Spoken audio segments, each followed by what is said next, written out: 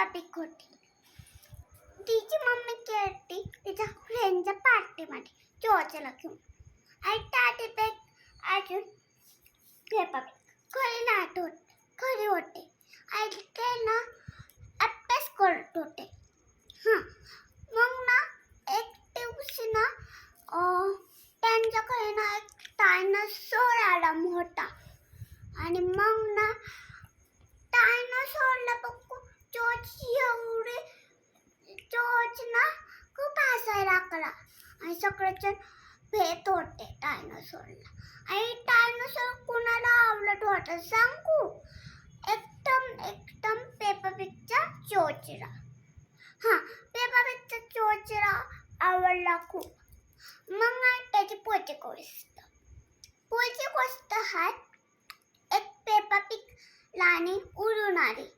त्याला अंघोळ घातली डायनासोरला आणि एक डायनासोरला कपडे घातलं आणि ना झोपलं आणि तास एक पोयम सांगितली माहिती.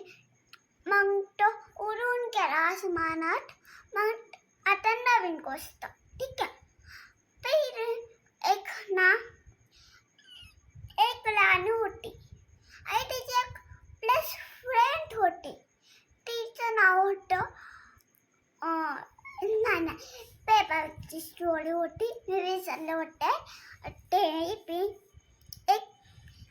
पेपा पिग होती, पेपा पिग राणी. आणि एक डायनासोर होता. आणि ना त्या डायनासोरने ना एक परीला ना कॅट केलं होतं. मग जॉर्ज आणि ना जॉर्ज ना एक राजा होता, ठीक आहे.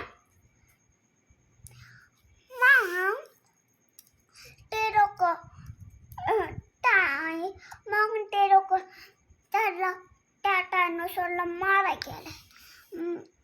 मेला डायनासोर. मग ना त्या परीला त्यांनी